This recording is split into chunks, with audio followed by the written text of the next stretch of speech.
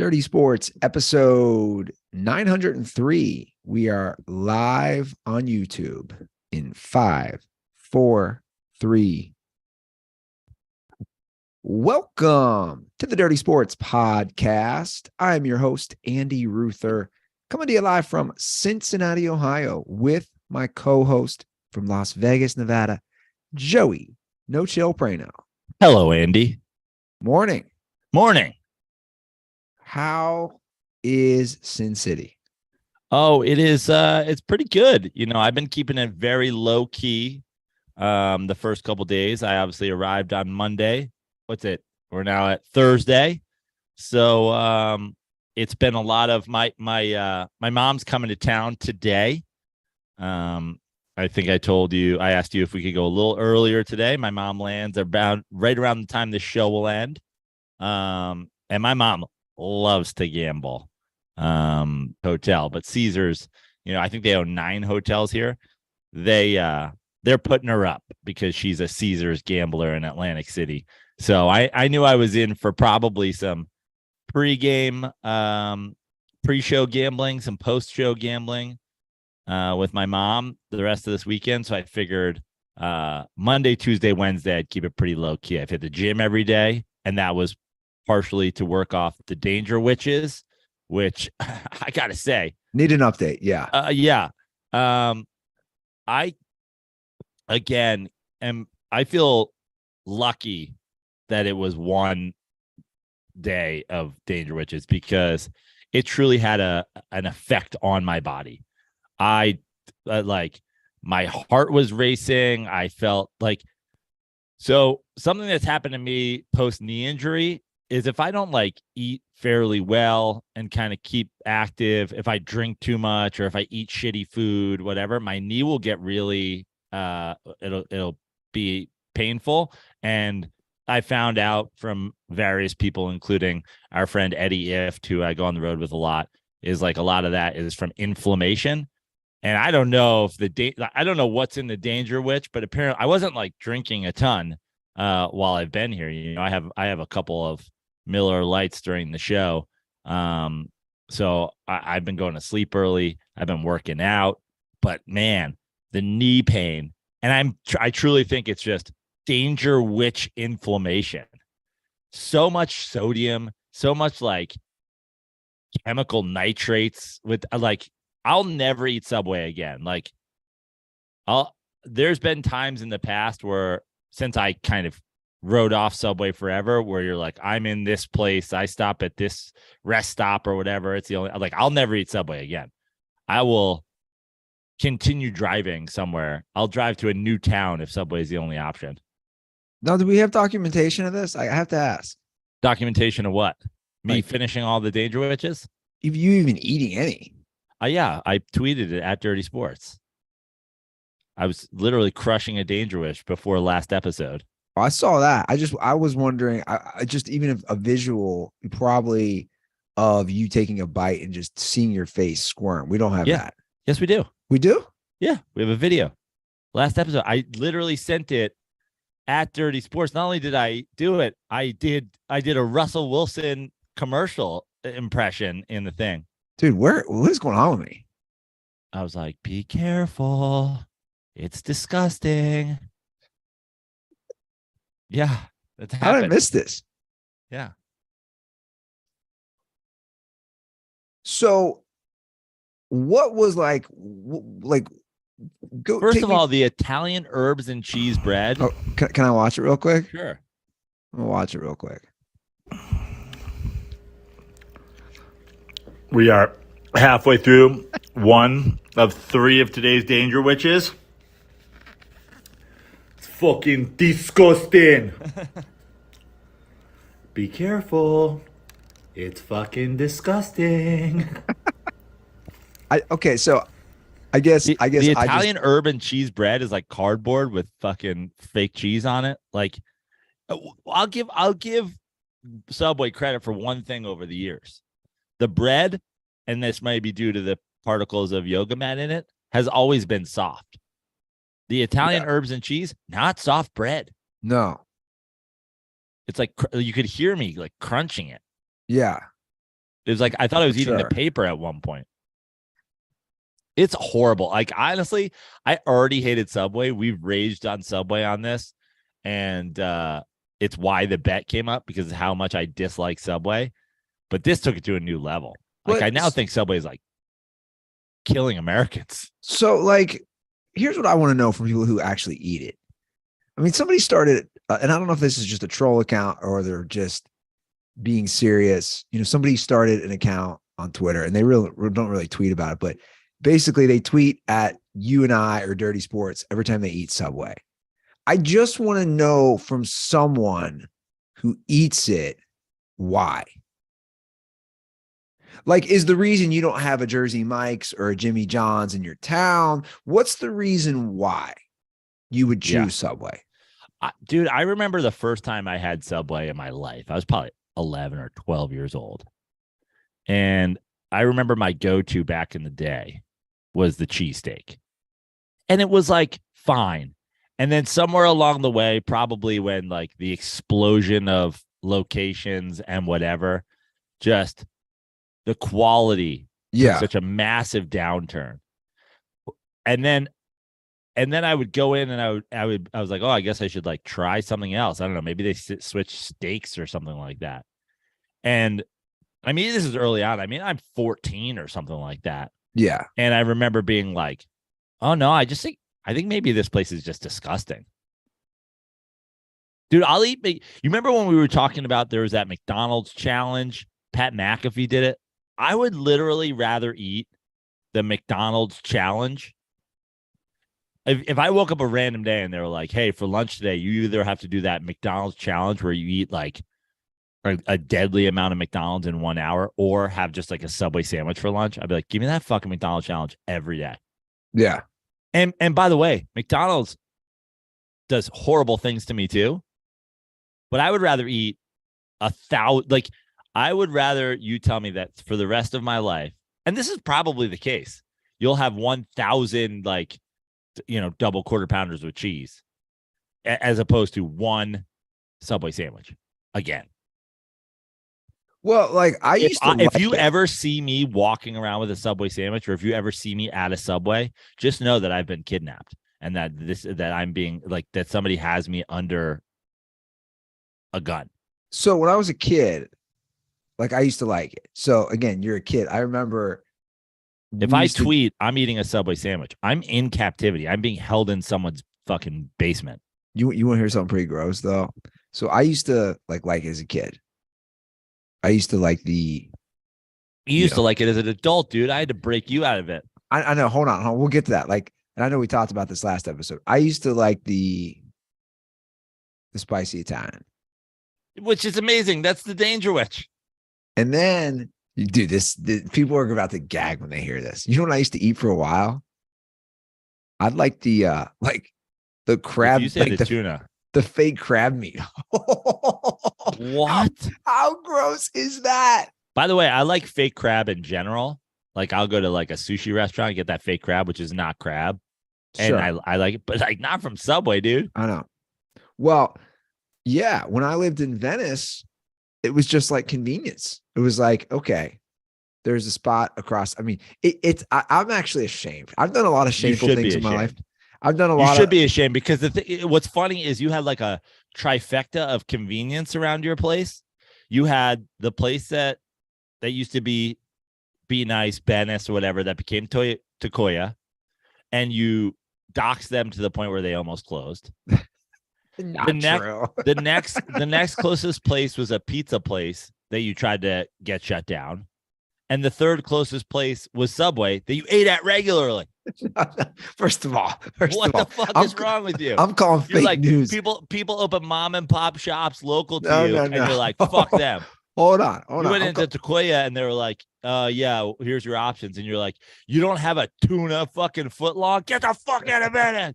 I'm calling fake news on this. No. First of all, that place, Bennis, which was definitely selling drugs or doing something, they didn't have food past like noon. Okay. So that was never open as long as I was there, I don't think. Yeah. Maybe in the first couple years. So throw that place out. Then a place opened up after there. Actually, you don't even know. Do you remember that place before don't think Tokoya so. Organica? No, It was like some trendy little restaurant. It didn't do well. I probably didn't took a last couple. very long. No, probably took like a Tinder date there or something. And then the pizza place, which you have agreed, you were on my team on this. I know, but I was on your team. Like I was like, start at the other end of this ring, cancel Subway, then head to the pizza place. You're like, no, Subway is the place I go to recharge so I can go home and Yelp review local businesses to death. I can't believe I used to go to that Subway. Just sitting at home like the fucking video game guy from South Park with like 2 fucking footlongs being like, yeah, dear boss, we need to unite against the Tokoya Organica. If there's one thing that grosses me out, it's organic food. Hey, no, to be fair, they didn't have burritos. I don't know why you can't open a Mexican place. I call bullshit on that. I've called bullshit on that the whole time. I went there before you. They had a burrito. I went there after they had a burrito. They did not. I want to go to the archives. They did not have a burrito, and that's why I was so worked up. You gotta have a burrito. You're a Mexican place, and after that, we all know how much money did I give that place? I gave Tokoya Organica more money than any other restaurant in LA the last like 3 years I lived there. Tokoya Organica, what is your reverse of Russell Wilson? You were so anti, and then you became such a Tokoya slurper after you're Andy. Wearing a Chargers hoodie today for the show. Oh man, they just lost Andy. Well, what kind of bandy Andy is this, dude? I just throw on clothes. Like I said, I don't really care. It's a comfy hoodie. We'll talk about them later in the show, but I think they're such a debacle. What's going on down there? Oh yeah. But I actually want to talk a little non-NFL breaking news. That's great. Before we get into non-NFL, can I drop some plugs really quick? Yeah, go for it.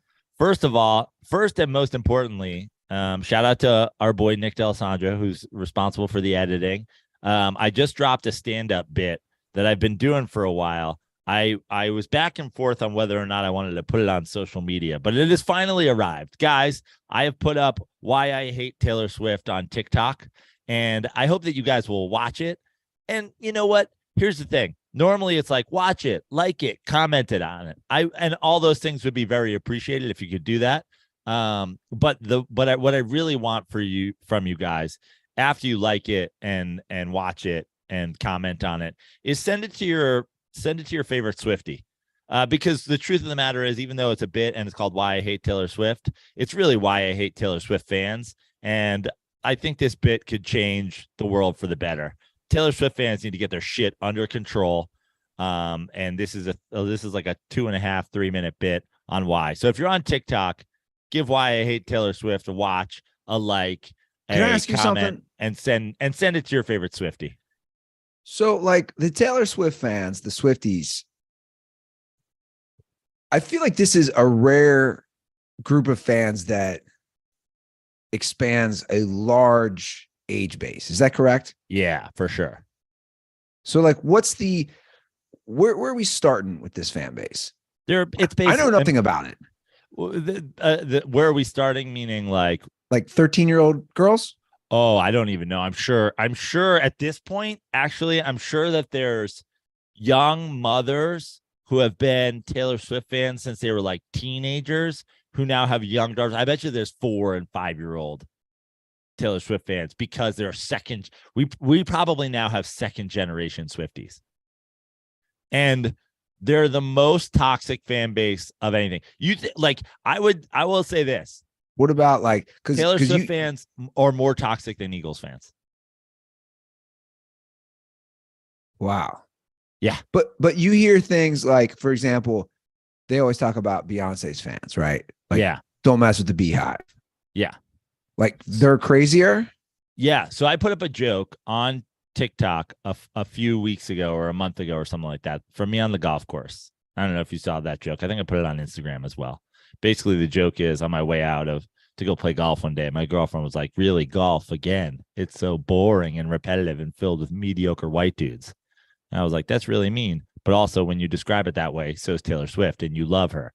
And when I put that joke up on TikTok, every TikTok I put up after that has been flagged for community guidelines. Literally, a one-line joke about Taylor Swift has now made me a marked beast by Swifties. So I decided, I was like, well, I could either bend to their will or I could put up a 3-minute bit just undressing them. This is, if you remember the angry Eagles fan rant that I did on their way to the Super Bowl, this is the angry Taylor Swift fan rant equivalent. So, God, I know nothing about her. Was Taylor Swift an American Idol? No. Okay. No. I'm looking at her Wikipedia. This shows how little I know about Taylor Swift. Is got famous doing like poor country girl cosplay. Her father was actually a very wealthy Wall Street guy who moved her family to Pennsylvania. They owned a Christmas tree farm, but really it was like a, it's like when your family moves out to the country because you like need something to do. And then her father moved the whole family to Nashville and self-produced some fucking music for her. And then everybody asked, like, she came at, like she was playing her guitar on the railroad across America like a hobo. It's like, dude, your dad fucking paid for you to have a fucking career. So that's the legit backstory. That's the legit backstory. Interesting. I didn't know any of this. Yeah. So I kind of knew only was that, she though. from Pennsylvania when she was doing like when her country album came out fucking to start, but yeah. Interesting. Yeah, because I was always under the impression, for some reason, I thought American Idol, and I thought it was like, oh, girl with her guitar, big dreams, kind of like what apparently I've heard loosely. Again, I don't know much. That's all a lie. Yeah. Interesting. And then every white girl in America is like, we love Taylor Swift. Yeah. Because all she writes about is how her boyfriend, is a piece of shit. And all of them love to never look inward and only look outward about who's wrong in their relationships. Who are some of the big names that she's dated? Jake Gyllenhaal, Joe Jonas, Harry Styles, John Mayer. She's dated a lot. John Taylor Mayer? Lautner, I believe. Yeah. Oh, she messed around a lot. Okay. Yeah. Interesting. How do you think she is in bed? I have no idea. Honestly, I don't even want to think about it. My favorite thing ever is the Desus and Mero, where they describe her as having a long back.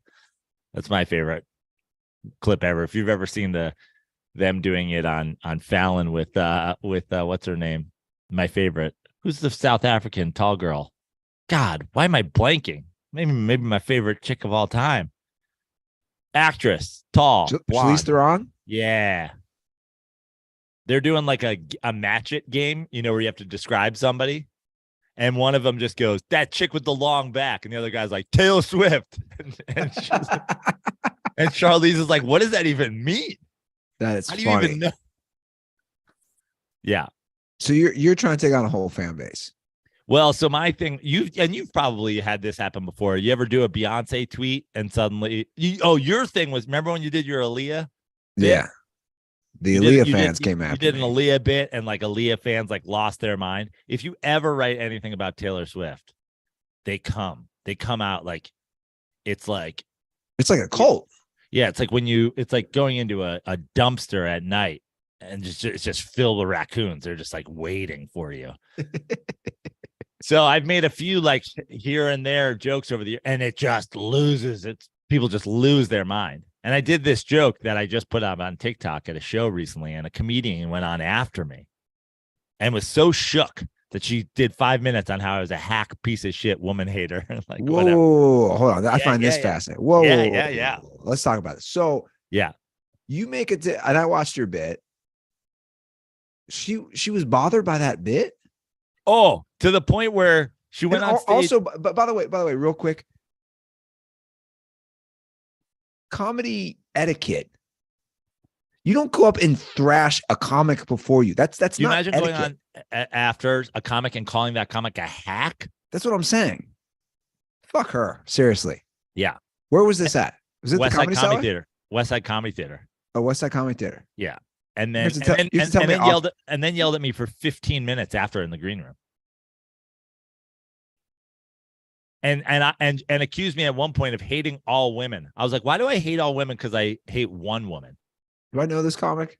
Probably not, but you might. Who knows? I never remember like who came through the hostel or whatever. But typical like super liberal white woman. And I was like, do you hate Donald Trump? And she was like, yeah. I was like, but you don't hate all men, right? It's like, no. And I was like, and I said to her, I hate Donald Trump too. And I don't even hate Donald Trump for his politics. I hate Donald Trump because he's a rich asshole who's the son of a rich asshole whose daddy gave him a bunch of money, and he used that money to turn it into having a toxic fan base that go around doing horrible, violent things in his name. And I was like, that's the same reason I hate Taylor Swift. Precisely the same reason. She probably didn't say anything to that. No, she was like, I bet you if I went up there and made fun of Bruce Springsteen, you'd lose your mind. I was like, dude, you could behead Bruce Springsteen on stage. I don't give a fuck. Dude, the idea. I went to a comedy show once and Adam Hunter called my mother a cunt. And I wasn't as upset as this woman. It's unbelievable. It's the most toxic fan base. It's the Eagles fan. It's the female version of Eagles fans. Are you doing these bits right now while you're in Vegas? Oh, yeah. So that was the other half of the plugs. After you do that, and again, I want to repeat. I obviously I always want people to view these things, but I really want this I really want you to share this with the Swiftie in your life, your wife, your girlfriend, your teenage daughter, your aunt, your mother. Send it to whoever in your life, because this toxic fan base needs to have a mirror held up to their actions. So after you like it and comment on it and watch it, send it to your favorite Swiftie. I'm at Joe Praino on TikTok. Then after that, come see me do it live. I'm at the Comedy Cellar in Vegas the rest of the weekend. Tonight's Thursday, Friday, Saturday, Sunday, 2 shows every night. Next week, I'm at Wilmington, North Carolina, Dead Crow Comedy Club, Dead Crow Comedy Room. I'm sure there's a lot of Swifties there. This will be a triggering bit for the North Carolina Swifties. And then Sketchfest in San Francisco, the 3rd and 4th of February. And then on and on and on, joeprano.com /shows for all my dates. Do you think Taylor Swift will ever get married? Yeah, probably. Think she'll have kids? She strikes me as someone who wouldn't have kids. She is a crazy cat lady. Oh no, she's a cat lady? Carries around cats in a backpack and shit. For real? For real. Oh. I think Mike, you know when you get out of the pool and you have shrinkage? Yeah. That's what just happened to me when you said that. Like the thought of her being a cat lady and carrying around cats just gave me shrinkage. Disgusting. We all know my stance on cats. Not a fan. This is kind of interesting to me though. Like that you would stand so hard. And this is the thing. I didn't really even give a shit that much, but then once I did 1 or 2 things over the years, and I got so much backlash. You know me, Andy. You know me. Yeah. Well, but also it's just it's essentially like Kirk Cousins. If I say, hey, Kirk Cousins just like isn't good and will never win a Super Bowl because he just doesn't, he's not that guy. He doesn't have that dog in him. You know what I mean? And then you come out and you're like, what the fuck is your deal? He's the man. He's 13-4 this year. He fucking he's 5th in passer rating. Then I go, oh, well now you are my enemy. And now I'm going to do everything to ruin your life. You know what's wild, and I don't want to go down the Kirk Cousins rabbit hole again, but I just thought of it. Not that it is a big deal. It's crazy to think he now has the same amount of playoff wins as Trevor Lawrence and Daniel Jones. Yeah, and I know obviously it's a team game, but when it comes to playoffs, that's pretty much how we judge quarterbacks. Did you see Did you see the Shaq tweet? I did. Can we talk about that? Yeah. My answer, I think, might surprise you. So No, I don't know if it will. So a lot of dirt balls have DM'd me on this. So for anybody who didn't see this, this was 4 days ago. And the caption says, 4 games to 2. You already know who I'm with. Don't ask me. Also, who's guarding me? And it's a 5-on-5. Yeah. So Shaq is with Larry Bird. Yeah. Michael Jordan, Kobe Bryant, Magic Johnson. Yeah. So that's 1-5. Right. The other 5 is Steph Curry, LeBron James, Joel Embiid, Kevin Durant, and Giannis. Yeah. Now, we might actually agree, surprisingly, on this. I think I actually don't. you don't. No, I don't. But here's what I'll say. The part of this tweet that I agree with. Who is guarding Shaq? Who's stopping Who's Shaq? guarding me? That's actually, like, if this was tweeted by any other guy in the thing, I'm sure Larry Bird isn't on Twitter. Magic Johnson just tweets things like, "This would be a great game. So many great stars. What an exceptional basketball game this would be." Larry Bird, I don't even think has a computer. Michael Jordan is trying to find a place to actually bet on this game. He's calling his bookie. He's like, "Yo, I want to put $1 million on me and Shaq." Here's the thing. Shaq makes one good point in this, and it's who's guarding him. Yeah, who's guarding him? The only reason that this, and I'm not being a dick here, and I know but I'm being dead serious. And we have Jordan stans who listen, and we have old school basketball heads and whatever. And I'm being 100% serious. This is not a troll. And as everybody knows, I respect Larry Bird is one of the most underrated players of all time. Magic Johnson, incredible. Magic Johnson, probably the best point guard of all time still, arguably. Michael Jordan is the second best player ever. Kobe is an all-time great, even though we truth about where he should stand, all time. The fact of the matter is, without Shaq, if let's say, and I'm talking about Hakeem Olajuwon, who is in my top 10. Okay. I think Hakeem Olajuwon is one of the most underrated players of all time. If you put Hakeem Olajuwon in place of Shaq, 4-0 new guys. 4-0. Sweep. Straight up fucking sweep. LeBron is going, like, you have shooters in Steph Curry. You've got LeBron. You got shooters in Steph Curry and KD. LeBron can facilitate an offense and make, like, they would never be able to defend the width of the floor that the new guys would be able to play with LeBron running the point, essentially, with those two shooters, and then Giannis and Embiid in the middle. You just wouldn't be able to guard. Like, it would be 4-0 with Hakeem Olajuwon. Let's truly believe that. Well, Hakeem's not on. Let's talk about who's on. I know, but I'm saying peak Shaq. Okay, so Shaq is unguardable by anybody on that team. But here's where I want to take this. Like, who's guarding who? Who's guarding Shaq? Embiid, I assume. He's gonna dunk on Embiid all day. Like, first of all, he's not gonna dunk on Embiid all day, but he's gonna put up fucking 40 and 20. Yeah, well, I mean, we've talked about, people don't realize peak Shaq was arguably the most, as far as dominant. Yeah. You're not going to stop me player I've seen in my lifetime, your lifetime. Yeah. Which is why it's actually now 4-2 gentlemen's fucking sweep or whatever the fuck. Okay. Like 4-2. It'd be 4-2 youngins, but only because Shaq's dominance. So we have. By the way, who's guarding Kevin Durant? Well, that's what I want to go through each. Who's guarding Kevin Durant? I don't know. Jordan's 6'6", dude. And not only is Jordan 6'6", Jordan didn't guard the best scorer on any team he ever fucking played against. See, this is where the problem. I might have changed. Okay, this is where the problem is. Maybe I'm rethinking who wins. I was just in my head. I just kept thinking Shaq's so dominant. Shaq's so dominant. The problem is, who is guarding? If Embiid and Shaq are guarding each other. Yeah. So now who's guarding Giannis? Let's go in order of least. Like, let's just agree that Steph Curry, it really doesn't matter who's guarding Steph Curry. They're going to run him off a bunch of fucking screens, and LeBron will be able to get him. And like,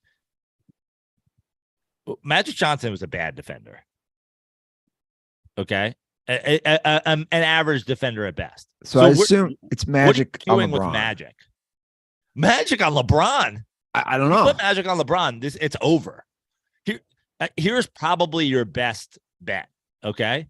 Your best bet is probably Shaq on Embiid.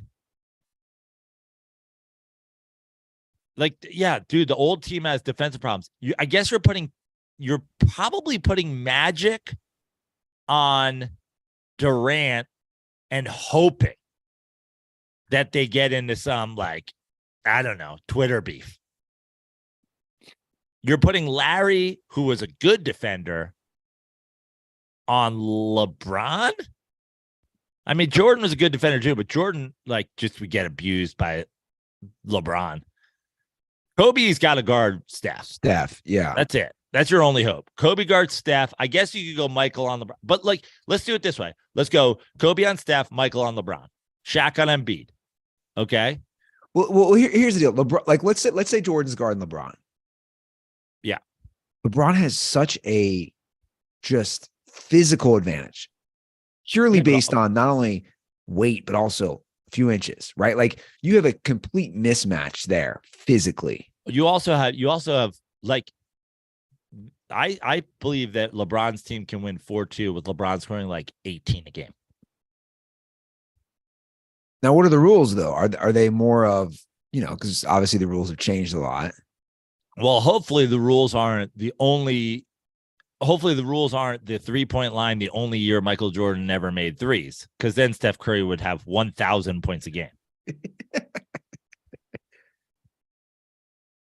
You just have a massive defensive problem if you're the older guys, because there's really not a matchup where somebody's not guarding Kevin Durant that has no business guarding Kevin Durant. Your best bet is probably Bird on Durant. Yeah. And if Bird's on Durant and Shaq's on Embiid, then who's on 7-foot tall Giannis? Well, yeah, that's a problem. The problem with the young team for the old team, you got 3 7-footers, guys. Yeah, you have 3 7-footers, 6'9", and Steph. The other team, you're 2, besides Shaq, you have 1 7-footer, and then the other 2 guys are like LeBron-ish heights, and then you go small. Like, every single player on the youngins team is taller than everybody. Every single player besides Steph is taller than everybody on the other team besides Shaq. Yeah. And by the way, more skilled. Like, what are we talking about? It's only 4-2 because Shaq has and by the way, it might be 4-1 because Jordan refuses to pass the ball to Shaq. The most skilled from the How old does Shaq team. even get the ball if it's the only chance that the old team has is Magic facilitating Shaq? Because if Magic lets Kobe or Michael get the ball, suddenly Shaq's just gonna be like, "What's happening? Why am I standing down here? I got Joel Embiid on me. It's not the son of Joel. It's Joel Embiid. Good Superman I reference. am the son of Joel. So I'm Superman is what I'm saying." The most skilled on the old team is probably Larry Bird, correct? The most skilled? Like, across the board as far as shooting ability. What do you think? I would say as far as full skill, full range of, I would say Larry Bird, right? All the way around. Yeah.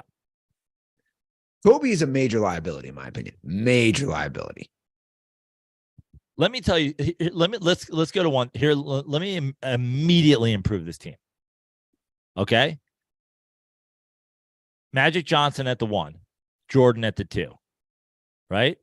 Here's the 2 quick trades. Sorry, Kobe. I'm a Kobe truther, but here's the 2 trades you could do immediately for same era-ish guys and make it better. You go Magic at the 1, Jordan at the 2. You play Larry at the 3 and you get Duncan at the 4 and Shaq at the 5, you have a chance. Oh, yeah. I like the Duncan upgrade. You go Larry or Magic Johnson at 1, Jordan at 2. You go Pippen at 3, Bird at 4, Shaq at 5. Defender. You immediately have a better chance. Yeah. Yeah. It's just, I just think it's such a mismatch defensively for the old guys versus the young guys. Like, how are you stopping them from scoring? The bottom line, and this is kind of the conversation about the old NBA versus the new NBA. And I've seen the fucking I love George Karl, by the way, but like every old head, it doesn't matter how fucking smart you are as an old head, you'll always fall into like Jordan. Kevin Durant would score 60 points in the 90s per game, mostly because 3 guys would pass out immediately upon him walking in the gym because they would think he was an alien.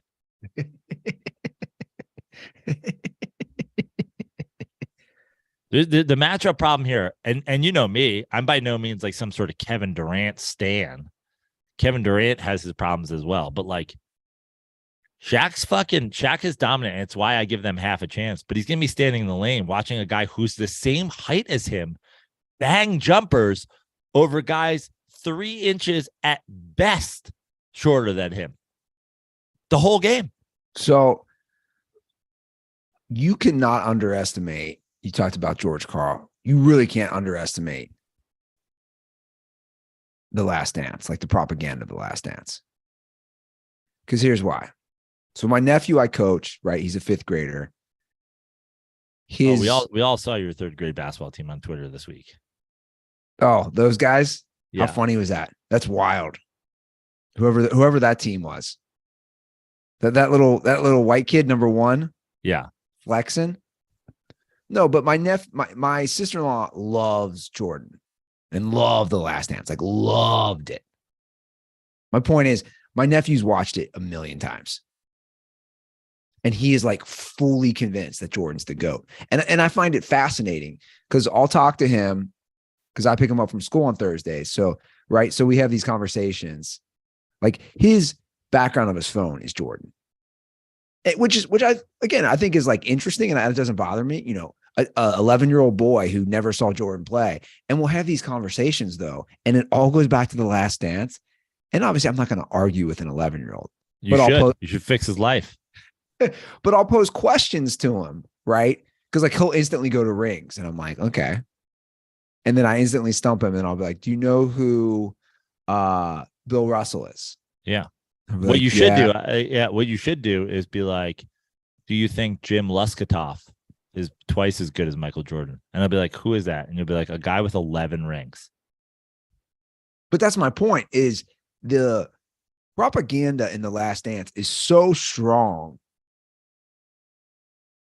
that it's not, Jordan, to his credit, brilliantly now is expanding to people who never saw him. The younger generations. That was always the Jordan propaganda. The Jordan propaganda was always, so there you have this small subsection of people who watch basketball and know basketball. And they are LeBron people. And then you have everybody who watches basketball but doesn't know basketball, people who casually watch basketball, women whose boyfriend or husband watches basketball, people who know nothing about basketball and just know people from television and whatever. And Jordan has a chokehold on all those people. And it's all fucking marketing. Sure. 100%. It's the same thing as if you went out on the street today and you only focused on like, and this isn't a dig on women. There are women sports fans and women football fans. But if you just picked random people in the street, and let's say you stuck to women, the same way as if you went to men and you were like, who's the best designer of all time? Men would be like, Ralph Lauren. You know what I mean? They don't know. They don't know how to fucking go deep. You know what I mean? But if you went to women and you were like, if you pooled 100 American women, who's the greatest NFL player ever? They'd all say Tom Brady, because all they know is like, everybody just says he's the GOAT. He has the most Super Bowls, right? They all just watch the Super Bowl. And so you're like, oh, I've seen Tom Brady win like 7 Super Bowls in my lifetime. Isn't that all that fucking matters? And it's like, not really. It's just, look, I'll just say this, and this will segue to discussing LeBron crossing 38,000 points, which he did in the last week. Look, I don't care if you think Jordan's the best. That's fine. Like, you can think what you want. It's just tough to counter when I look and say, this guy, all the team accomplishments, all the individual accomplishments, he is in his 20th season. It doesn't get hyped up enough. He's averaging 30 points a game, 8 rebounds, 7 assists, shooting 50% from the field in his 20th season. I just don't like comprehend that anyone listen. That's inconceivable to think that someone's doing this. My thing is always give me a measurable reason Jordan is the GOAT. And we can have a discussion. And this is, this is something we've gone through in the history of dirty sports going back, but like killer instinct isn't measurable.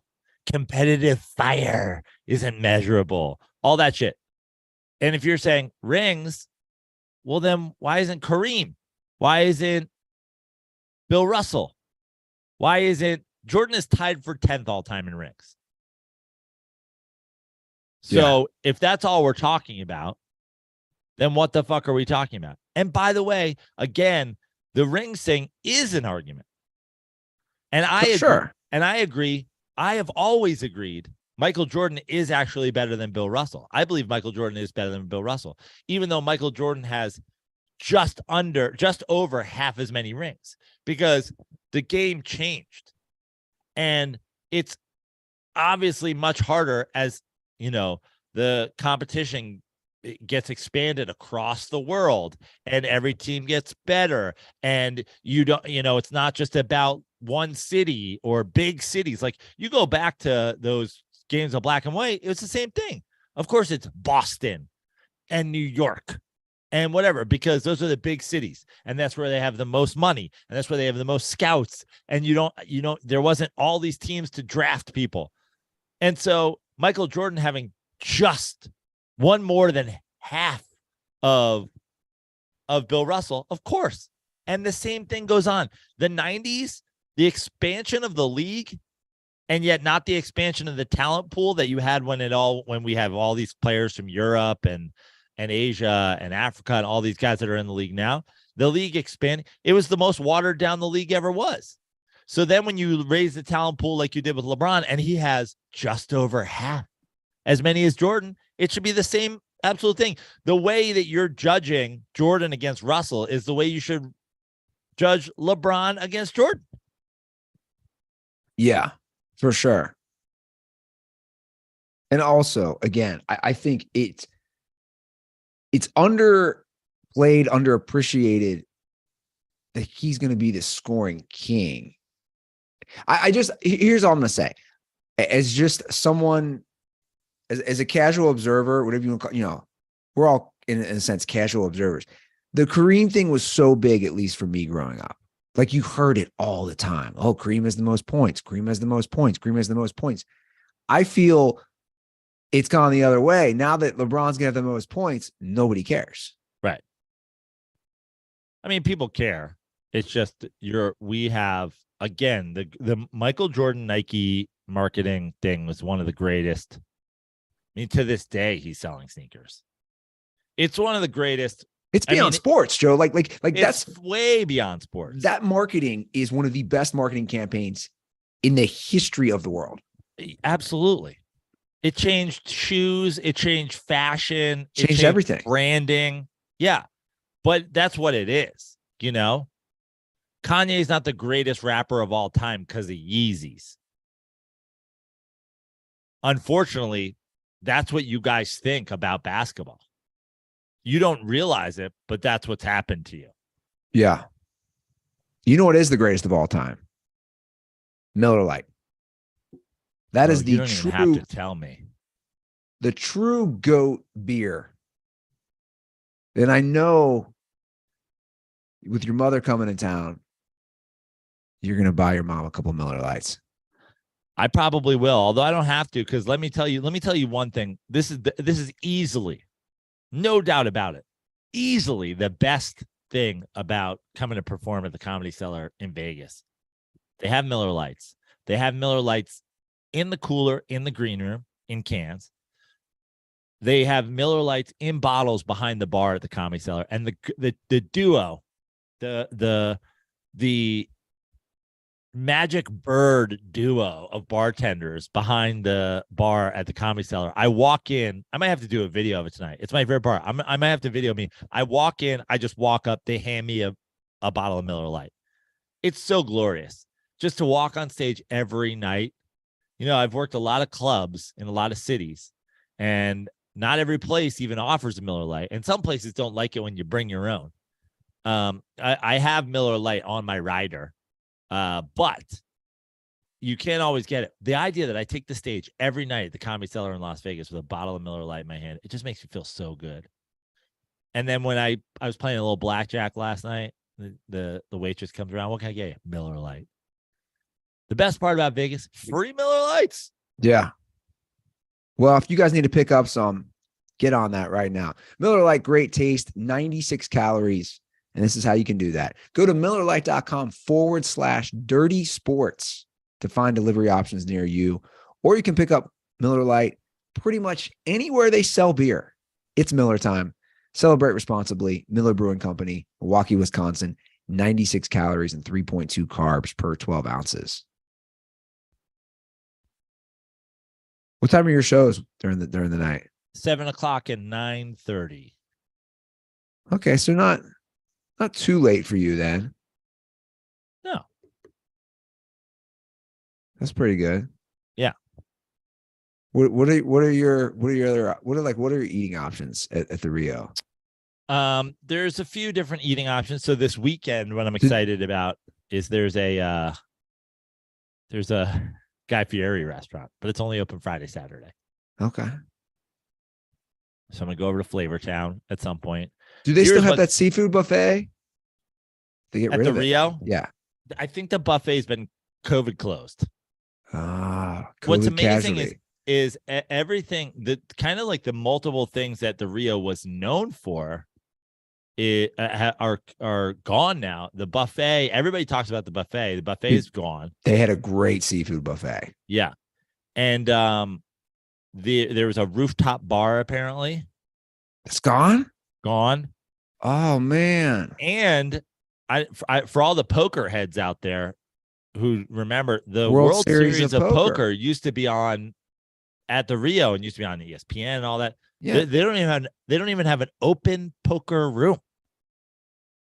Man. Unbelievable. Lots changed. So here's something funny. Are you in a tent? Like where are you sleeping? My mom's. I don't want to trash the Rio too much, but there are bloodstains on my floor.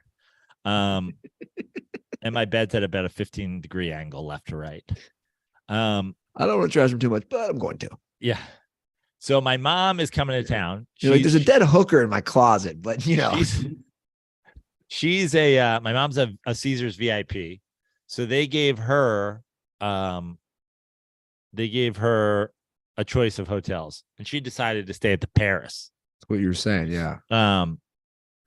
I guess she stayed there before, staying in the Paris. But here's really funny. I think this is where we might end up having at least one meal, probably maybe late lunch, early dinner tomorrow, before my shows. But you know what's so funny is we've all heard this about Vegas. Like you can go all these places in the world, or you can just go to Vegas. Why go to Paris when you can go to the Paris and Vegas? Why go to Venice when you can go to the Venetian? Why go to New York? You know what I mean? Yeah. Like Paris has everything in the world. Here's the funniest thing ever. Vegas now, all the places in the world, they also now have my literal hometown. Martha Stewart's The Bedford is at the Paris Hotel. There is a Martha Stewart whose house is like half a mile from where I grew up. She has a farmhouse themed restaurant that is literally named after my hometown. Shut up. Yeah. So I'm like, do I take my mom to the Bedford just to see her like flip out about fucking Martha Stewart? Like, what do they serve there?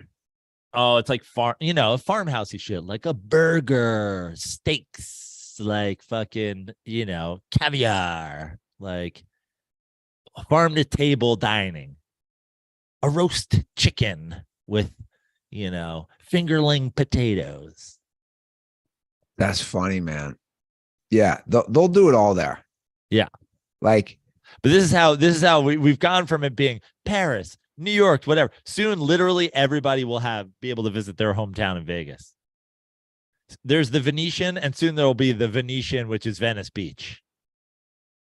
Just homeless guys shooting up heroin. Yeah, yeah. Where you get a slice of pizza. There's a dog just eating pizza on the street. Leftover pizza, half-eaten pizza.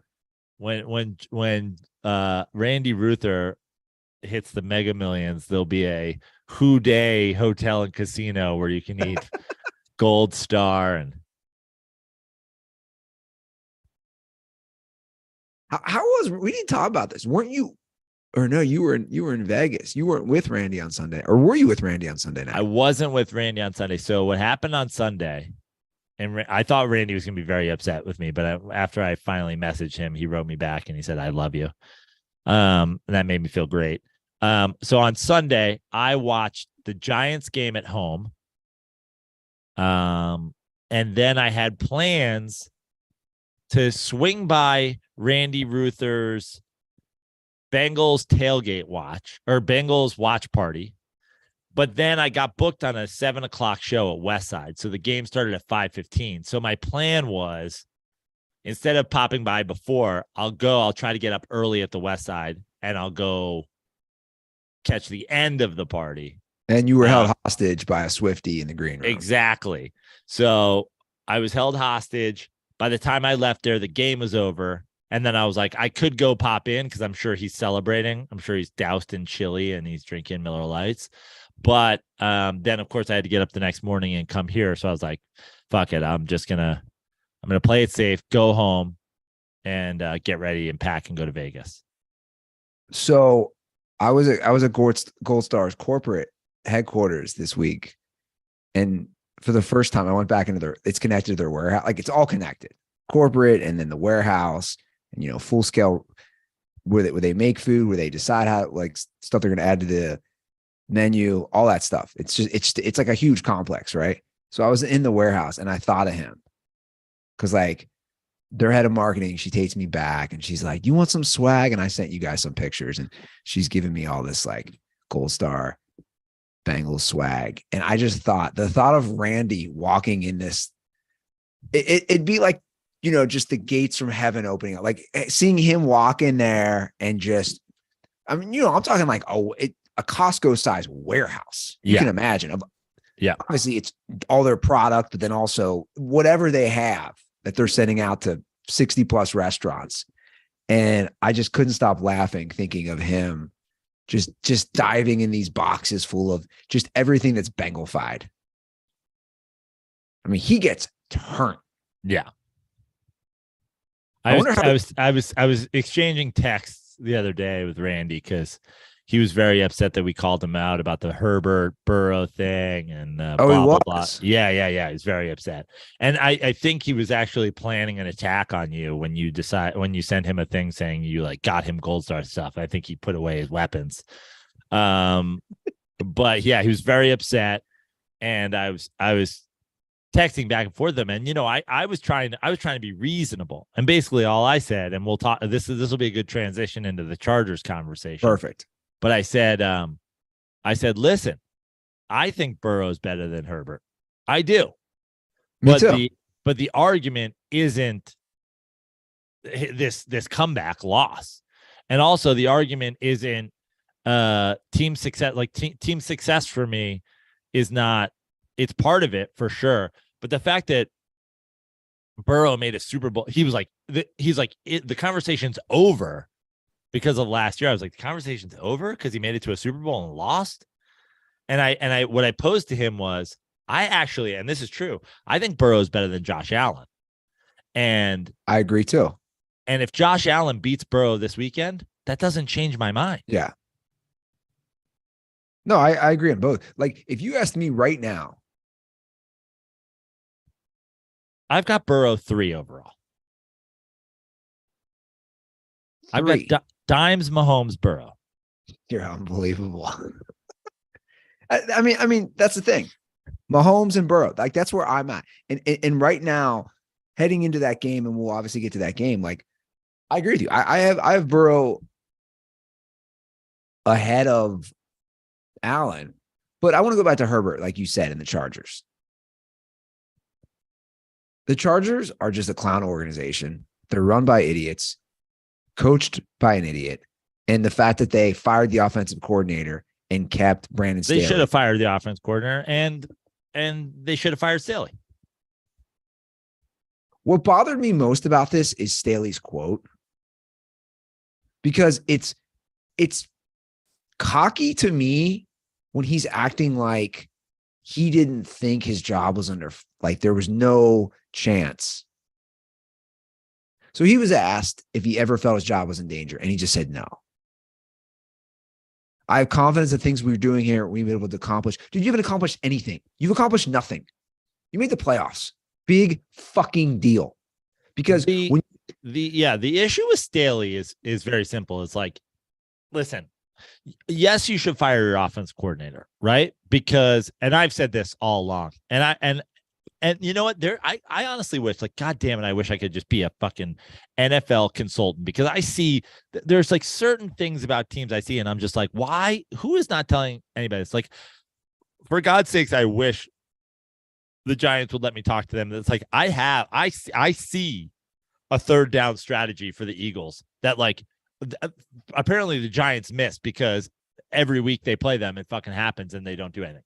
But what Herbert has that no one else has, that is indefensible, is the ability to throw driving middle of the field crossing patterns, 17, 18, 20, 25-yard ins. Like, that's, and Mahomes has that. But Herbert has that to a degree even Mahomes doesn't have. And they never do it. And whenever they do it, it's huge chunk plays. So, of course, they should fire their offense coordinator. And, of course, Brandon Staley is a defensive coordinator prior to being a head coach. So he's going to build a defensive team. But he's not. But see, this is where I want to hop in. He's a defensive coordinator. You blew a 27-point lead. That was where I was going. But forget the defense in regard to the 27-point lead. When you become the head coach, part of it, unless you're that guy who's like, I'm going to keep calling the offensive plays, or I'm going to keep calling the defensive plays, whatever. First of all, you have to put together a good enough coaching staff where if you get to a game or a situation or whatever, where you go, listen, I'm just going to focus on game.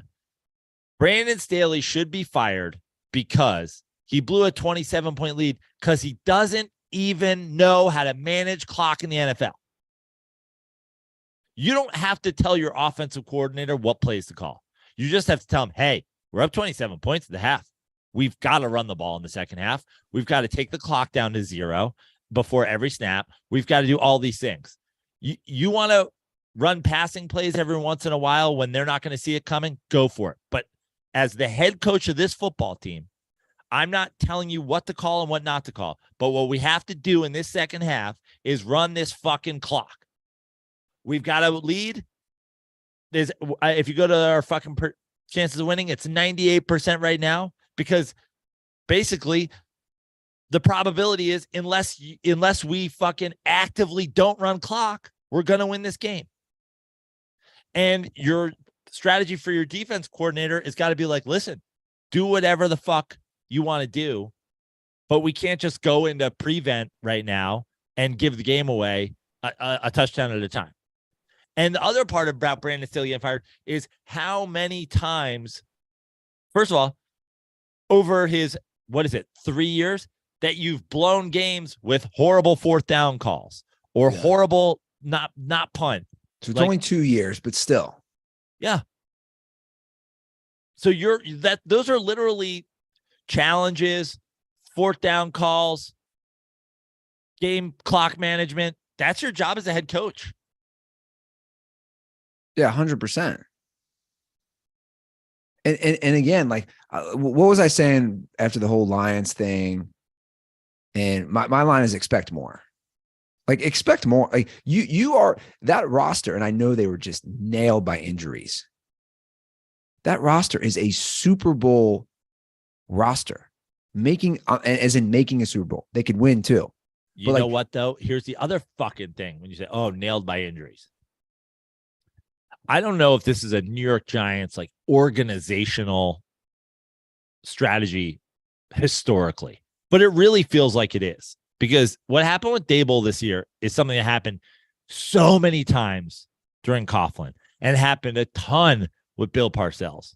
And it must just be the Giants and the Mara family have been doing this for such a long time that they see it.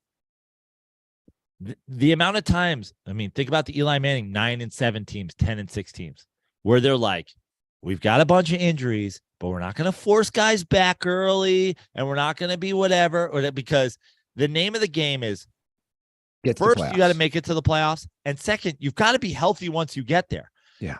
In both Super Bowl runs with Eli Manning, decimated by injuries at points, and then like a fucking cat in the poster, they were hanging on. And then they got in, they were healthy. If you look at the Giants last week, they sat guys in that week 18 game. Their injury report going into the Minnesota game was empty. No guys questionable. No guys probable. No guys out. Their injury report was empty. Brandon Staley got his second best receiver hurt in a game that didn't matter. Proceeding. No. You should be fine. What he did by playing Mike Williams after they locked up the 5 seed, you should be fired alone for that. You're an idiot. You're just an idiot. There's no logical explanation of that. None at all. This is where it's so confusing as an organization, or if you're a Chargers fan, right? You get Khalil Mack. You get all these pieces. You solidify the defense. But you keep this guy. Like, to me, that those are contradicting, right? You're keeping the guy who makes just dumb after dumb decision while you have Justin Herbert on a rookie deal. Dude, he was drafted the same year as Herbert or as Burrow. Yeah. Burrow already has 4 playoff wins. How long before Herbert has 4 playoff wins? But that's why also, and I was telling Randy this the other day. I was like, you guys love to trash Zach Taylor. It's not even they're not even the same world. No, I agree. I fully agree. Zach Taylor's nowhere near Brandon Staley. I said that at one point. That's not true. I totally agree. And that's a huge thing is the strat. Like, Justin was saying Joe Burrow never blows that game. And it's like, that's not on the fucking quarterback. Also, last year in the playoffs, Patrick Mahomes blew a 21-3 lead to the Bengals. That's not on Patrick Mahomes. How historically I do think Justin or Joe Burrow doesn't blow that game. But it does, unless you're saying at this point in his career, Joe Burrow already has a relationship with Zach Taylor where Joe Burrow can just audible to runs for the second half of the game. Because obviously, I think he might. The offensive coordinator, is calling passing plays. Yeah. I think it's such a mess of, I don't think people realize how big of a mess it is up there. Right. By the way, the ratings were killer last week. Yeah. That was the least viewed game, 21.8 million. Your Giants Vikings game had the highest views, 33 million. I mean, listen to this. People don't realize, like, NFL just dominates. Niners Seahawks, 27 million. Chargers Jags, 21 million. Bills Dolphins, almost 31 million. Vikings Giants, 33 million. Bengals Ravens over 28 million. Bucks Cowboys over 30 million, plus an additional 1.7 million on the By the way, I man. saw you put that on the rundown. I did a brief look at the rundown and I saw those numbers. I gotta say, I think the saddest state of affairs in maybe the world right now, besides Subway existing and Taylor Swift being the number one artist on the planet, like 20 times the amount of people I know. watch the regular Monday Night Football broadcast over Eli and Peyton. I know. Think about that. I just don't get it. Anyone out there who does They're not on like ESPN 2. It's not like this is Rabble or whatever. This is it's one channel up. They had Dion like the whole first half. Dion was amazing, I thought. The whole first half. If you're not watching Eli and Peyton, I just don't get it. The comedy, the insight, the reactions. Peyton Manning's reaction to the kicker. At one point, I thought Brett Maher was trolling Peyton. When he missed the fourth one, I was like, oh, he's just fucking with Peyton at this point. Yeah. This is it's a great podcast. It's not a podcast. It's a great production. Yeah. I don't get it, man. Only 1.7 million are watching that compared to over 30 million. How punchable is the Jones family? Every time they go to they show them. I know. Like every single one of them looks like a frat kid from an 80s movie. Like they're going to bully you or say something racist, which they probably do. Yeah. You know what I'm saying? Like, yeah. Like every time they pan and they show the Jones family, you're just like, look at these little shits. Yeah. Should be a good week of games. I'm excited. I saw they're doing a bunch of games overseas, and I'll say this before we get to the preview. They just announced today, I don't know if you saw this, they're going to do 5 games overseas. Yeah. Next year. Where are they? 3 in London and 2 in Germany, or no, 1 in Germany. But here's what I hate. They're sending over a lot of teams with good fan bases. The Bills are losing a home game. The Chiefs are losing a home game. The Patriots are losing a home game. They're trying to expand. And then the Titans and Jags. But like, come on, like, especially Bills and Chiefs. Those are 2 great supportive fan bases that are just loved in their city. And yeah, you're right. And they're just gonna take away a home game from those cities. I don't know. Yeah. Yeah, it's crazy. I don't know what to make of this week's games, Joe. It's gonna be tough. Don't know what to make? Like, yeah, I think this is an interesting week if you look at these matchups.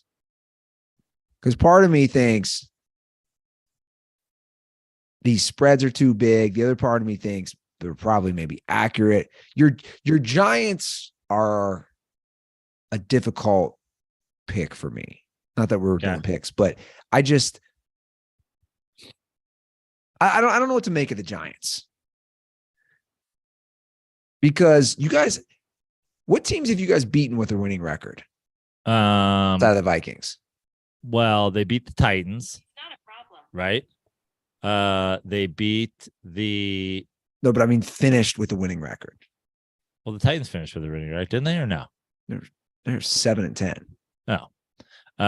Let's see. I don't, off the top of my head, I don't know. Let's see. So here's the Giants wins over the year. Well, the Jaguars. Okay. There's one. The Packers didn't finish with a winning record, right? They finished 8-9. The Ravens, the Jaguars, that might be it. The Ravens and the Jaguars. Do you follow Ben Baldwin? I do not.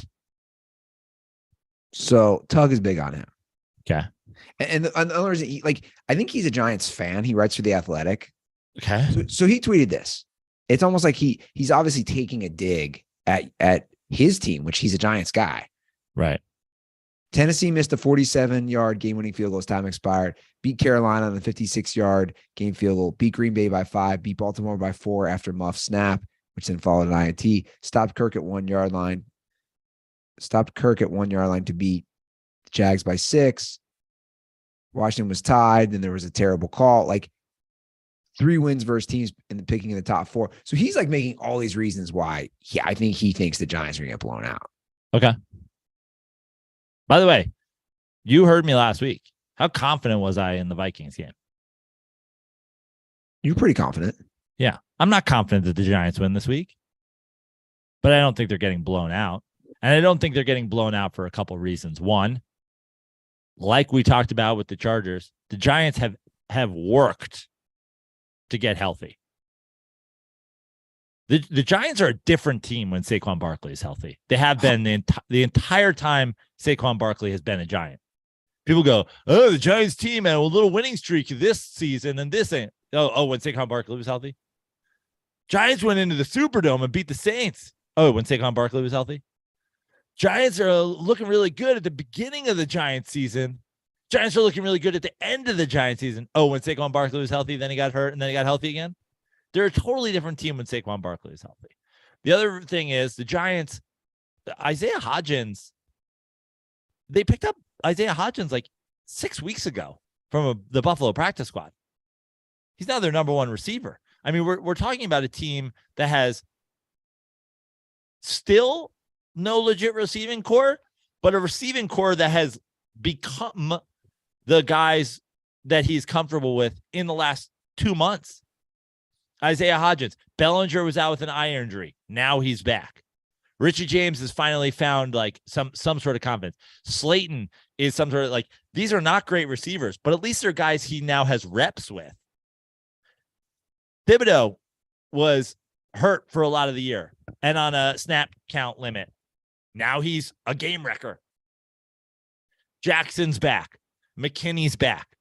Also, take everything that's gone right with the Giants, and also you have an Eagles team that started so hot, has a quarterback that over the last 2 months has played how many games? 2. Hurts a quarterback. Yeah. Yeah. Like so he's played 2. Yeah. Oh, you said 2. I thought you said who. Yeah. But like over the last 2 months, and so you have how hurt is he really? I still say I think that because remember there was a secret report that came out originally that like, oh, he fucking dislocated his shoulder or blah blah blah blah blah, and then oh no, it's not that bad. And then also just like rust for me, I just think it's a combination of confidence, rust, the Giants getting healthy. I think the Eagles are the better team. I think there's 4 guys on the Giants who maybe start on the Eagles. 4 guys. You know, Saquon probably starts on the Eagles. Dexter Lawrence probably starts on the Eagles. You know, Andrew Thomas probably starts on the Eagles. You know, you were talking about 3 or 4 guys on the team. They even fucking start on their team. Of course their roster is better. But the idea that in everything that we've seen in the football games in the playoffs, or like the idea that the Eagles come out and just beat the shit out of the Giants. And why? Because it's in Philly. Guys, look at Philly over the fucking years, especially over the last, I don't know, 10 years. The Eagles don't exactly have some fucking crazy home field advantage. I keep seeing these tweets. Oh, the NFL, what were you thinking? Give us an 8:15 Eastern start. That's going to give us 12 hours of drinking. Actually, it's going to give you 7 hours of drinking and 4 hours of sleeping in a Wawa parking lot, and then another hour getting up and getting yourself together to go to the game. If I know anything about Eagles fans, y'all going to need nap and a wooder by 4 p.m. So you think the Giants cover the spread? 7.5? I think the Giants cover the spread. I think it's a good game. I want to see a good game. I just don't, I don't know.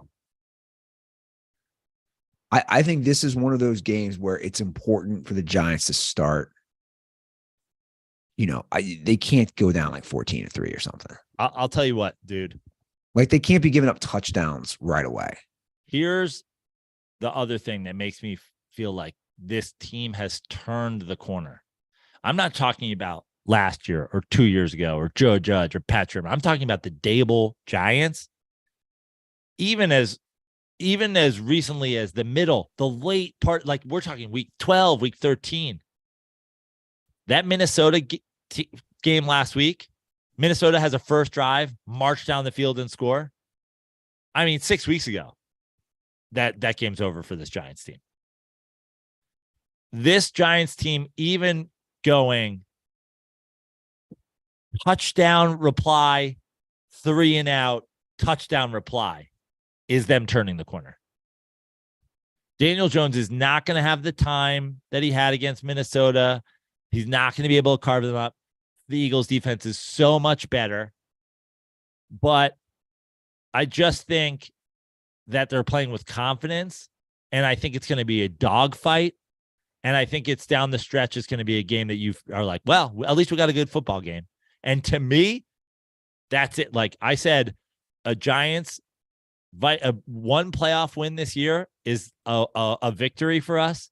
If we have then a second playoff game on the road and you play a good, close game against the number 1 seed coming off a bye, that's it. Then I go into next year feeling fucking fantastic. So, do I think we can win the game? Yes. Sure. Do I think we will win the game? Probably not. Anybody can win any game. I want to see a good game. I like upsets. I want to see upsets. I'll be rooting for the Giants. I don't think they cover the spread. I think this game they'll hang around, and then I see it as a second half where it kind of gets a little out of control, where they're down 13 points heading into the fourth quarter, and it's just tough for them to climb back. I just don't personally. I don't think, like you said, the weapon situation. I just don't think they have enough offensive firepower. I really think it's a combination. The reason I'm confident in their ability to win and their ability to cover is I also think it's a combination of the confidence they're playing with and the fact that the Eagles, the Eagles down the stretch, it's been dicey. You've had no hurts. There's this rust. Like, of all the teams to have the bye, how many times have we talked about, is the bye good or is the bye bad? True. The bye's a thing. It's like if the Eagles had gone into the playoffs just cruisy, then I'm not like it, then the bye gives me less confidence as a Giants fan. But the Eagles backing into the playoffs with a couple Gardner Minshew losses, then like a weird game where they struggled a little bit defensively against fucking Davis. Like, I forget who our fucking third stringer is. We didn't even play Tyrod Taylor against them. Against Davis Webb, like a weird defensive struggle of a game for them. No, Davis Webb. Who's Joe Webb? Joe Webb used to be the guy on the Vikings. Okay. To me, of all the teams that got, like, I wouldn't, as an Eagles fan, if I was an honest Eagles fan, I know there are none of those. If I was an honest Eagles fan, I'm not sure I'd want to have the bye, considering the way they dealt with the end of the season, from injury to struggles, like whatever. Like, I don't know if I want that. So, also third time they're playing. Yeah, no, for sure. So I'm pulling up Prize Picks right now. I always like to look at the combined rushing and receiving yards for your boy Saquon. Also, this could be. Saquon scored twice in that Minnesota game, but that was the Danny Dimes game, right? For sure. And this could be the Saquon game. So, Dirtballs, if you're looking to make some plays, head on over to Prize Picks and download it today and play daily fantasy sports with us. Make sure to use promo code DIRTY when you sign up. All first-time users that deposit and use promo code DIRTY will receive a 100% instant deposit match up to $100. So if you deposit $100, Prize Picks will give you $100. Now, Saquon over right now, the current projections, 98.5 combined rushing and receiving yards. Conversely, Miles Sanders for the Eagles has 74.5 rushing and receiving yards. 98.5 is pretty high. Yeah, I agree. But this could be the Saquon game. Dare I say, I don't want to give Brian Dable too much credit. I've given him the most credit in the world. He's just been so great. It feels that is what gives me so much happiness going into this offseason. I think we might have a coach for the next 15 years. You know, we might have our new fucking guy. We might have our Belichick. We might have our whatever. We're already at the point where both coordinators are going to interview for jobs after these. And this just might be a thing where it's on and on. That's what gives me I don't want to give him too much credit, but was the Vikings game a setup game? Was that the Danny Dimes? You remember when fucking Sugar Ray used to do the fucking wind up with this hand and hit you with the other one? Was that Vikings game just a Danny Dimes setup? Not go too much. Is this where now they're spying Danny Dimes and this is the Barkley game? Is this the Saquon game where 98.5 we're wondering how we didn't go more than at halftime and it goes for 175 combined? You want to hear an Andy Ruther prediction? Yeah. 2 turnovers by Daniel Jones. I love the Andy Ruther predicts. You heard it here first, Dirty Sports. 2 turnovers by Danny Dimes. Whether that's 2 interceptions, interception and fumble, I don't know. I'm predicting 2 turnovers, Danny Dimes. Let's fucking go. So the first game, that's the primetime game, sorry. The first game, you got Jags Chiefs. And again, this is like the Chiefs are big 8.5-point favorites. They're coming off a bye. The Jags, a miraculous comeback. Is this game a blowout? No. Backdoor Trevor. Not our old intern. Backdoor Trevor Lawrence.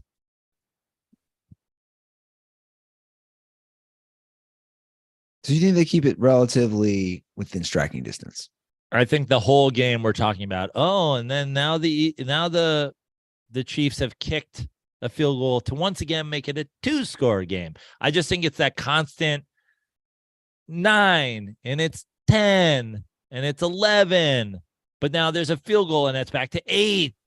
And well, if they come down here and they get this, it's a 2-point conversion, but they don't. They kick, it's 5. The Chiefs come back and get a touchdown, it's 12. I think it's a classic. The Chiefs are a touchdown and a touchdown plus up from the half on. And then we get a late thing. We get a late field goal or a late touchdown that closes the gap to 8 or closes the gap to 6 or closes the gap to whatever. And now the Jags have one last shot if they could just stop, and they don't. And yeah, I just think it's a real backdoor cover situation. So the Chiefs are the overwhelming favorite again. The Vegas odds-on favorite to come out of the AFC to win the Super Bowl. Like, it's all right back to KC. And I feel like you and I both last episode were like, oh, fucking Chiefs again, man. Here we are. Now, their defense is kind of like, but their offense is good enough. We all know what Andy Reid does off the bye. He's been great his whole career. Here's another game. I think they kick the Jags' ass. Like, Chiefs win by 13. That's my prediction right now. And I don't know if that's an ass kicking, but to me in the playoffs, you win by 13. It's a butt. Are we going to go opposite on every pick? Because I'm wondering now with, that's interesting. And for the record, again, rooting for the Jags. Yeah. I want upsets. Rooting for the underdogs. So you're rooting for the Giants? Yeah, for sure. 100%. I'm rooting for the underdog in every game except the Cowboys game. The Cowboy, like, how can you root for the Cowboys? How can you? Like, how can anybody root for the Cowboys unless you're a Cowboys fan? Yeah. Or a guy living in Laredo, Texas with giant jean shorts. Or a guy living in, Denver, Colorado with giant jean shorts. Or fucking,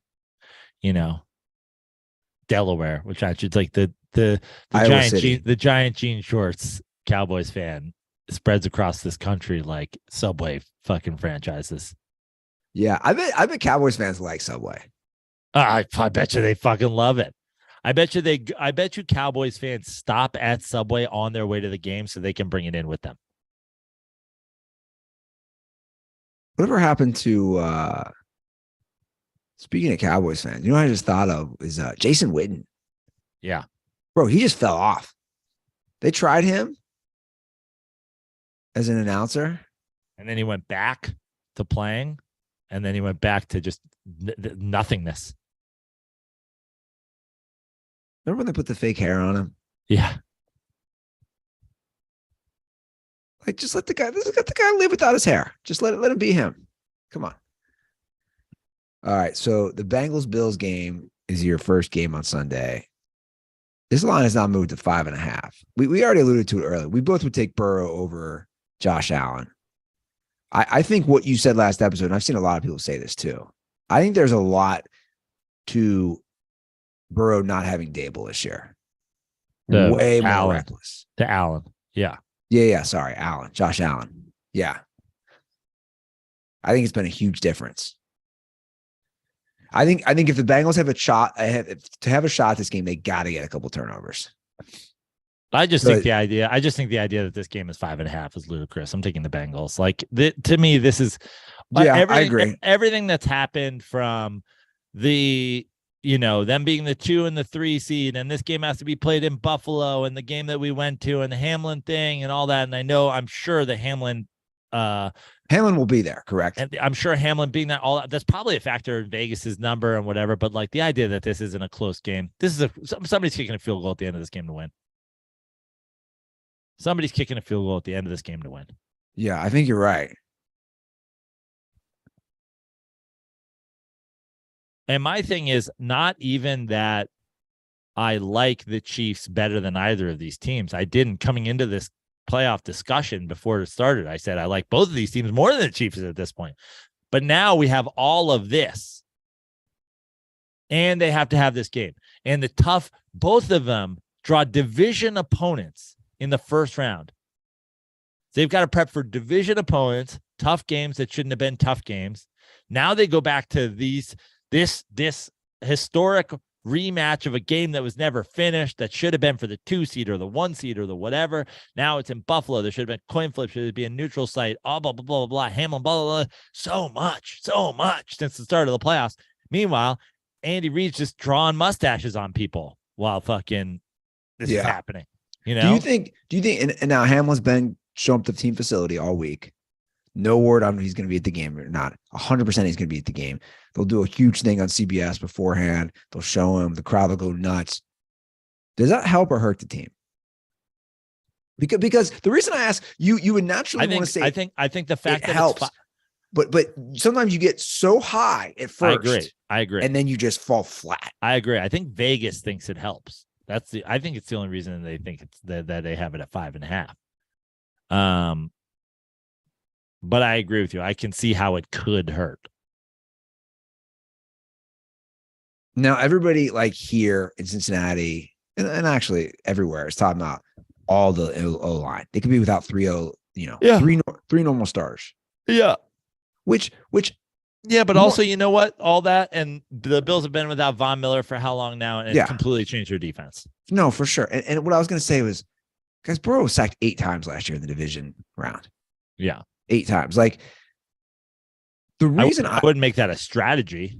No, it's not. No, for sure. But one of the reasons I give the nod to Burrow over Josh Allen right now, one is played in the Super Bowl and gone farther, but Burrow's just cooler in the pocket, man. I trust him to make the right decision when he's under duress. This is where Josh Allen, in my opinion, gets reckless. And Burrow is not going to force it. Last week, he didn't have much. What did he throw? 200 yards, 1 touchdown pass, no interceptions. He's like, dude, this is what it is. I'm not going to force it. I think Burrow has more Joe Montana tendencies as far as like the coolness, the calm, relaxed guy. He doesn't get rattled. And Allen, of course, has more of the Brett Favre. The highs are high, but the lows are, what are you doing, man? I hope it's a good game. I expect a good game. I think it's a good game. I think it's too good of a game. I think it's somebody wins on a field goal, and unfortunately, that is why I suddenly like the Chiefs so much more. It's just like these teams are going to have to go through so much. Yeah. Now, I sent you and Randy Ruther a fun video the last time the Bengals played the Bills in the playoffs. It was 1989 when the Bengals made the Super Bowl. And the guy doing the video, the narrator, the news anchor was Jerry Springer. Yeah. So funny. Former mayor turned star news anchor in Cincinnati turned talk show host, which the whole thing was just weird. Like they were panning in on some random Buffalo super fan who was cute.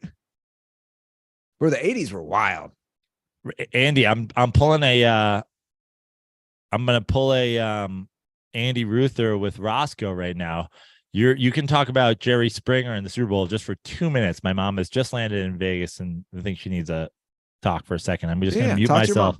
Touch your mom. 2 minutes on Jerry Springer. Take your time. We have one more game to cover because I really want to talk that one. But yeah. That's what I'm saying. We'll talk about that game and we'll wrap this up.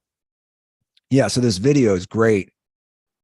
It's Jerry Springer narrating the news segment for the Bengals-Bills game. And for those of you who don't know, Jerry Springer was like the hit news anchor in Cincinnati growing up for me.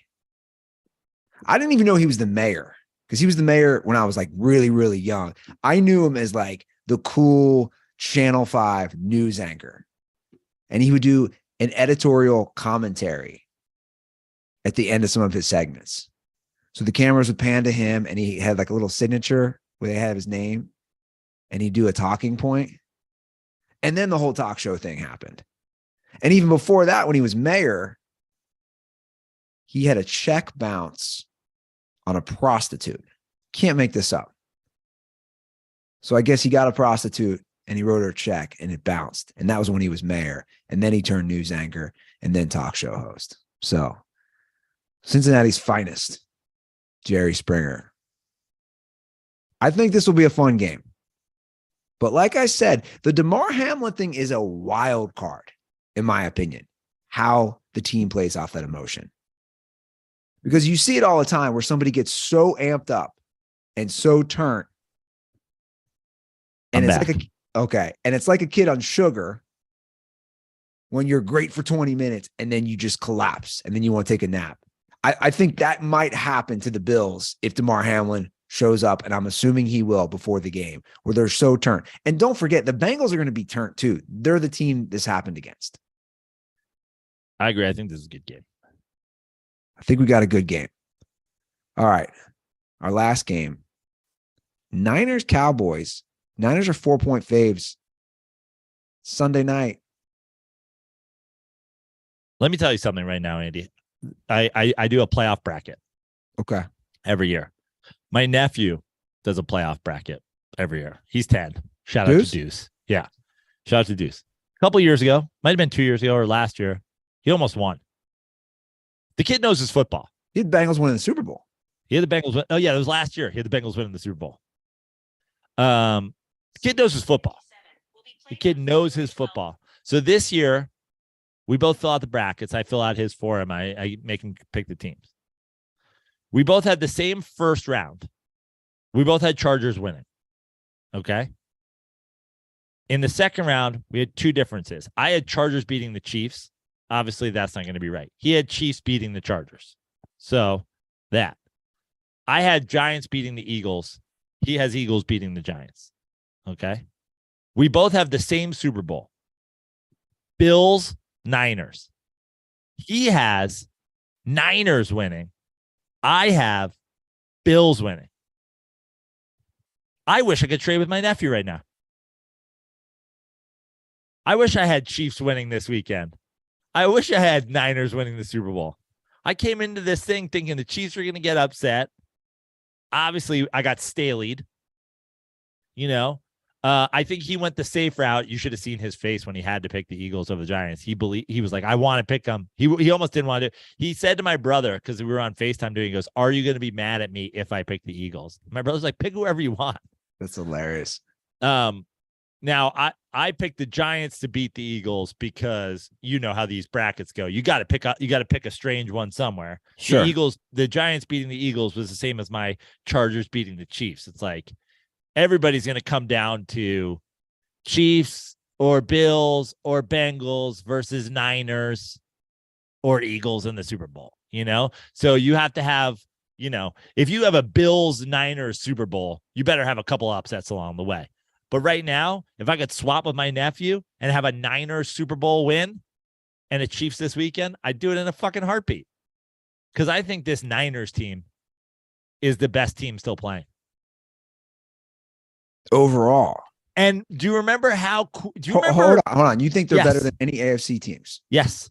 Interesting. And do you remember the middle of the season, I was talking about, I don't give a shit.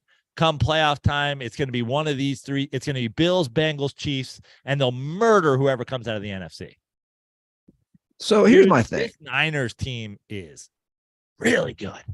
They have the best defense. I know. They have the most explosive offense. I'm just waiting, though.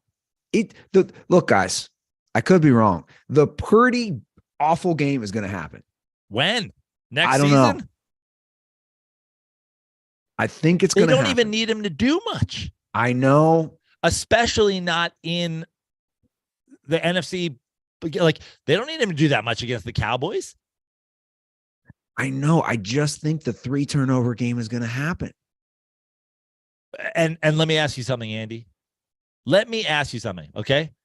You have $1 million. I'm going to give you $1 million, right? And we do this all the time. You can spread it out however you want. You can go 50-50, but if you go 50-50, you equal out. You can go 60-40 on somebody. You can go 70-30 on somebody. You go 80-20. You go 100 on 0. If I give you $1 million and said you can split it however you want, one of the quarterbacks in this game will have 3 turnovers. Who you putting their money on? You're putting it 80% on Brock Purdy and 20% on Dak Prescott? No. What are you putting it?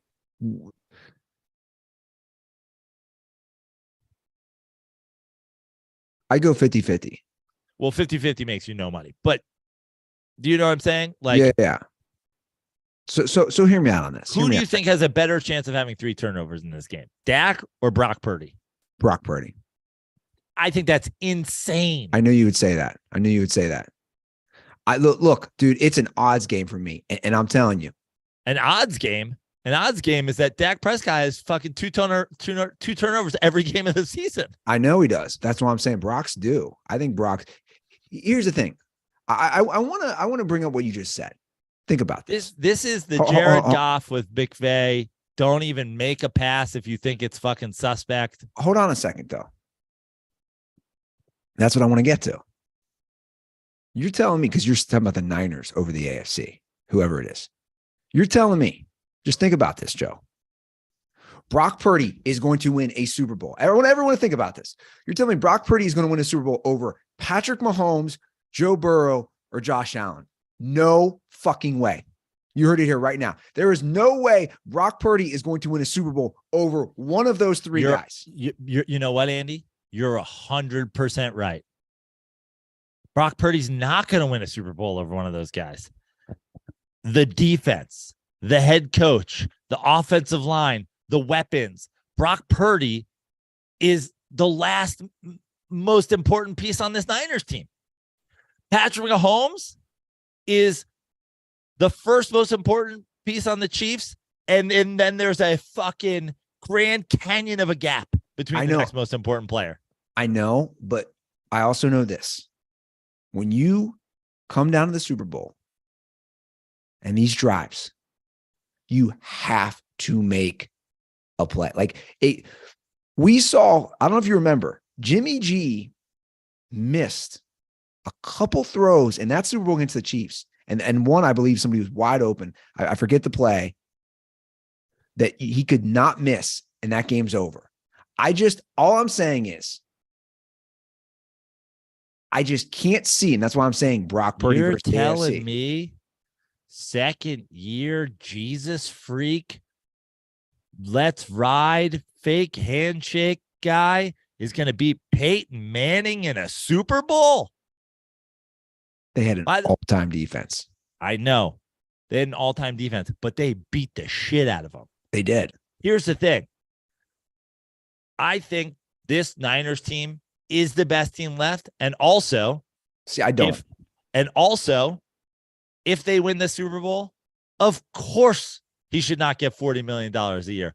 Of course he should not start fucking a pop star. Of course he shouldn't be doing Subway commercials. Of course we shouldn't have 10,000 word think pieces on the arc of his deep ball. Of course Deebo Samuel and Christian McCaffrey shouldn't have fucking think pieces about how they're not even really good weapons and how he carries them. Of course none of those things should happen.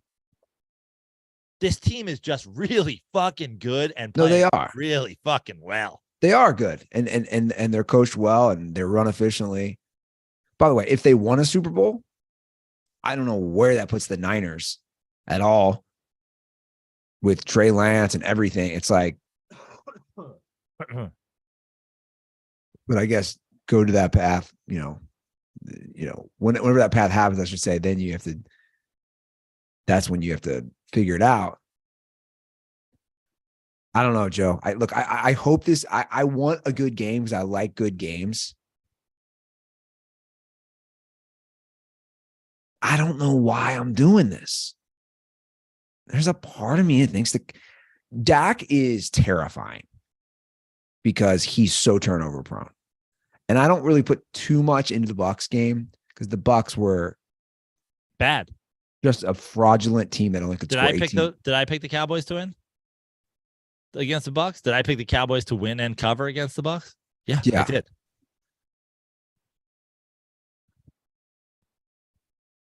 Are the Cowboys going to make an NFC championship? I believe they have not made one since 1995.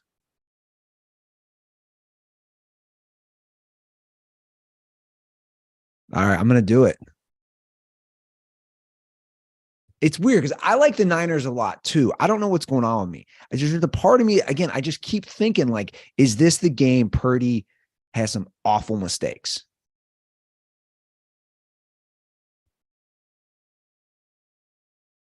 I don't know if the Cowboys win. I think they cover the spread, and I think it's a good game.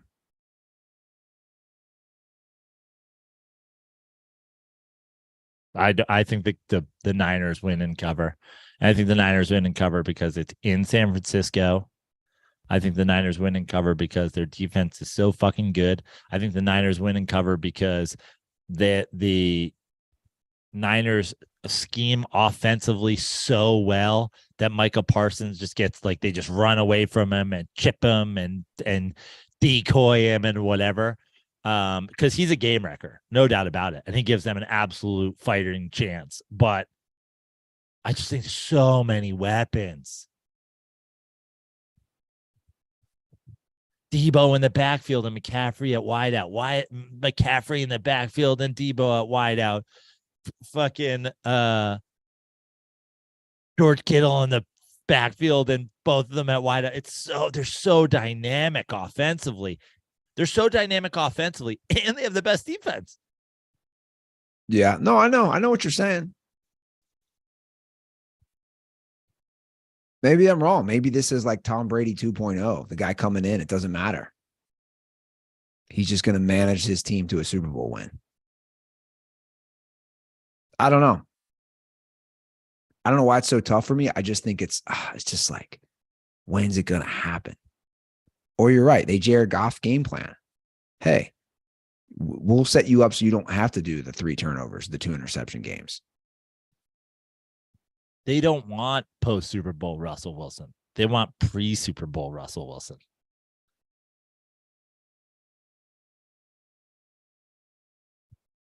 So that's what Brock Purdy is. Yeah.